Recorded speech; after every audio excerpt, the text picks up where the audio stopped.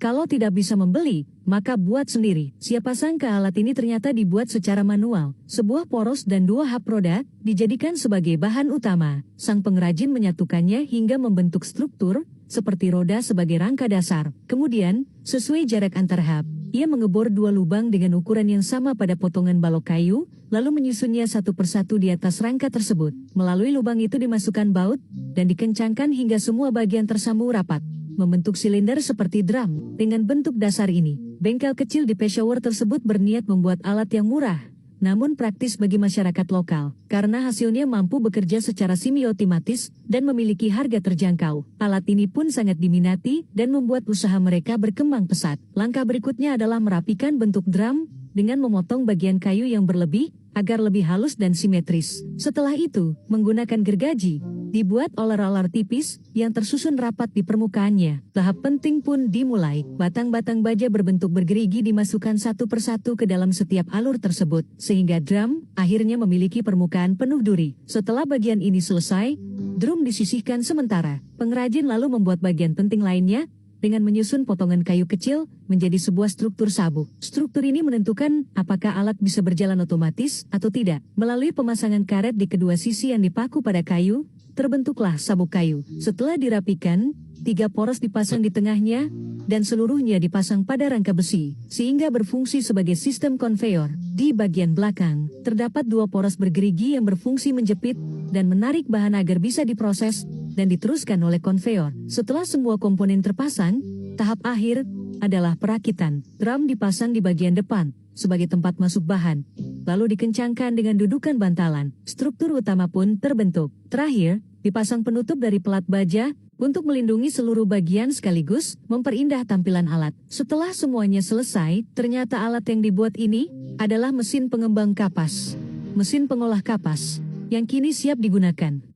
Kenapa para pengumpul barang bekas bisa menghasilkan begitu banyak uang? Material di depan mata ini, yang terlihat seperti tumpukan ponsel lama, dibeli oleh sebuah bengkel kecil di Peshawar dengan harga sekitar 500 gram per setengah kilogram. Padahal, di dalam ponsel lama yang kamu buang begitu saja, sebenarnya terdapat emas. Misalnya, pada bagian konektor baterai, terdapat lapisan emas tipis. Begitu juga dengan bagian berwarna kuning pada motherboard itu juga merupakan lapisan emas.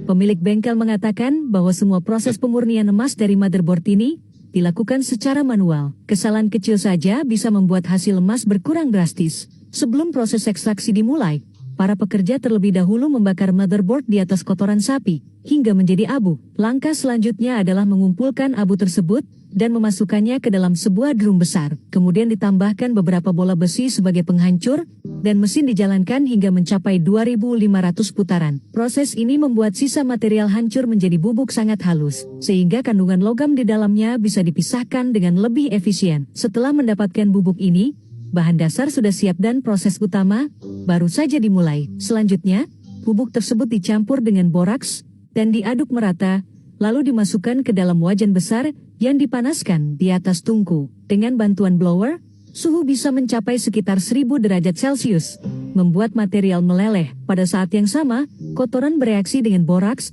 dan terpisah dari logam berharga. Setelah peleburan selesai, cairan panas dituangkan ke dalam lubang kecil untuk didinginkan.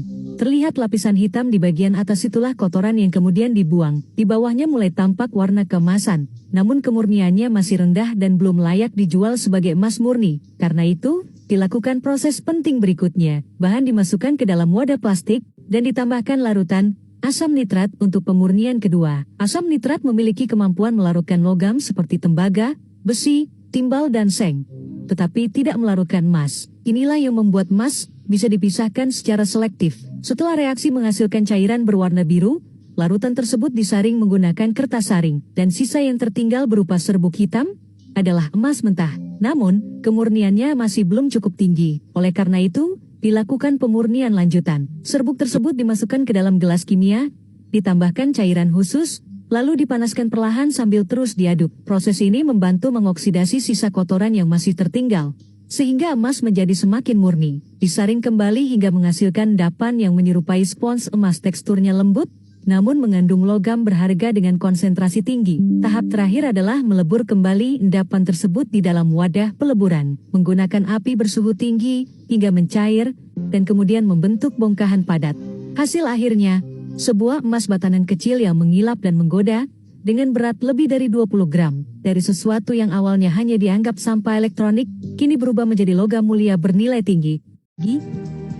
Setelah terdengar ledakan, pria itu segera turun dan jongkok menatap ban loader modifikasinya yang sudah hancur lebur, berharap masih bisa berhemat sedikit.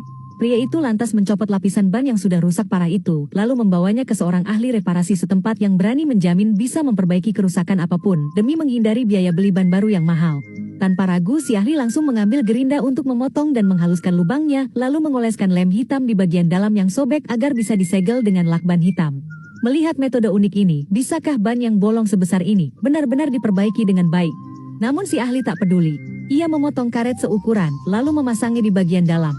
Anehnya, ia mencampur tanah dengan air menjadi lumpur, menempelkannya di lubang ban, lalu setelah kering, ia mengangkatnya ke atas tungku pemanas.